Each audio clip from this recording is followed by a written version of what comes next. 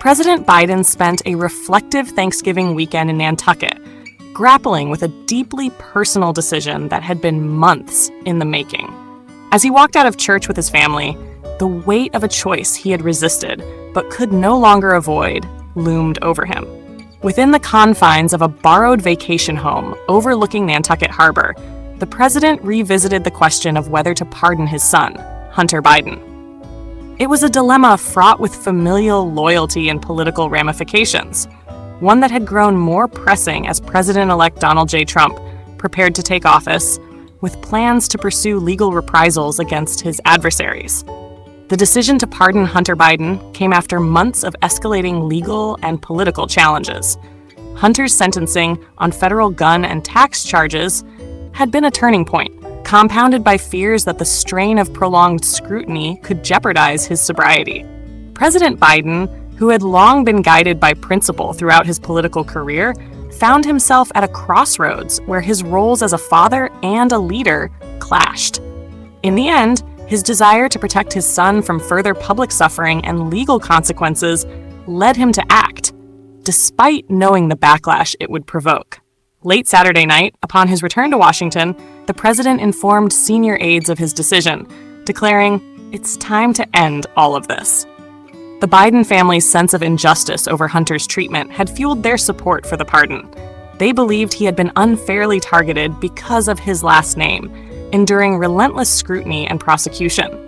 For the president, the pardon was not just an act of mercy, but a statement against what he saw as partisan exploitation of the justice system. Critics, however, saw it differently, with some arguing that Biden's cautious approach to defending his son had allowed the narrative to spiral out of control. Even allies expressed concerns about the implications of his decision, warning that it could erode public trust in his leadership. The announcement of the pardon left the White House scrambling to manage the fallout.